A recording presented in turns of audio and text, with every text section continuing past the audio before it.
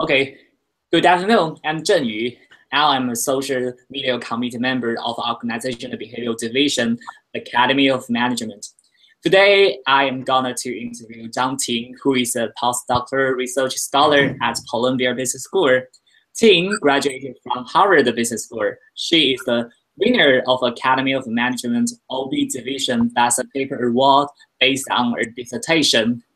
Firstly, let me say congratulations to Ting. This is really an awesome accomplishment.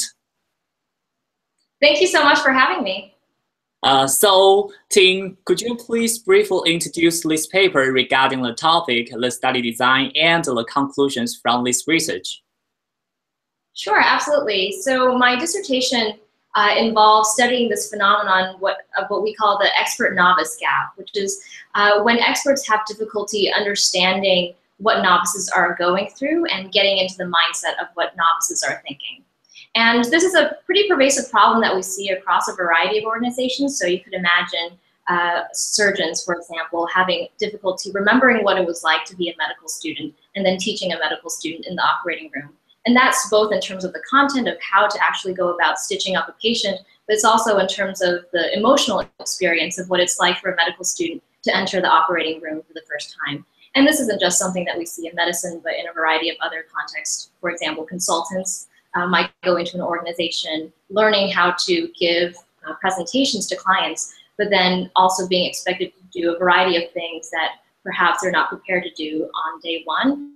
And these experts might just assume that these novices coming in have that set of skills and experiences when in fact they don't.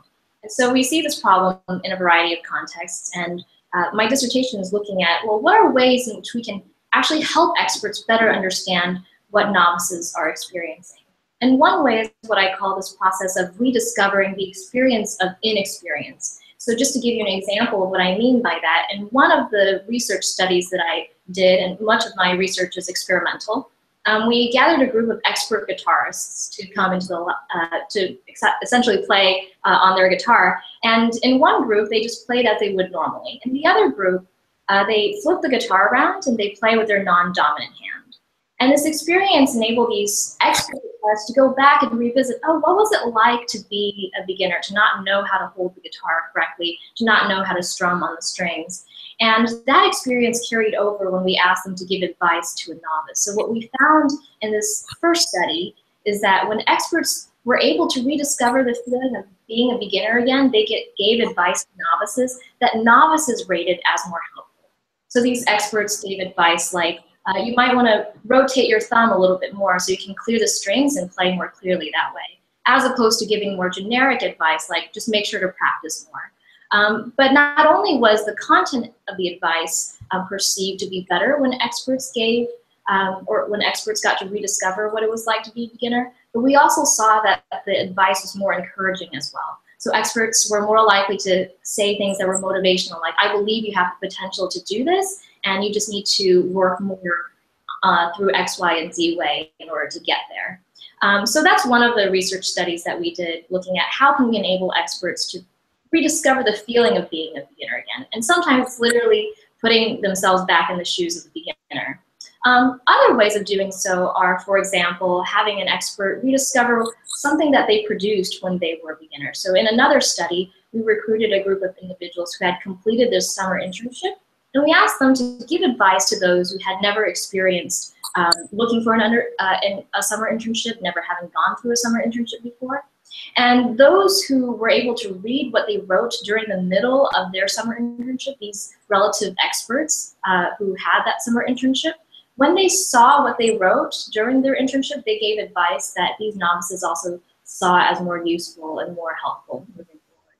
And so what these findings suggest is that one way to help experts be better able to understand what novices are going through is literally by putting themselves in the position of a novice, either by going back through their own past experience or by simulating an experience that helps them remember what it was like to be a beginner again. Yeah, so that's really an rediscover your experience for the past your working experiences, right? So let's go a further step to hear about your practical implications from your research, how promoted our practice in the organization. Sure. I think the implications are twofold. One is the practice of reflection and of documenting the experiences that we're going through as novices can be really helpful, not just for ourselves, but in the future for us to help others moving forward. So a lot of these interventions about how to help people teach better comes at the stage of when these individuals are already teaching. But what these research findings suggest is that perhaps the process of becoming not only a good expert, but an expert who's good at explaining concepts and good at relating novices happens much earlier. It happens when these experts aren't even experts at all, when in fact they're novices. And by encouraging individuals to document what that experience is like, they then have these permanent records that these experts can, when these individuals become experts, they can go back and rediscover what they wrote, what their mindset was like.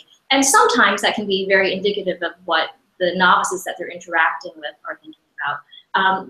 In the future, we're going to look at boundary conditions, of course, because there are experiences where maybe an expert's past experience as a novice is very different from what other novices are going through, and we want to explore that more clearly. But one of the main implications is the value of documentation early on.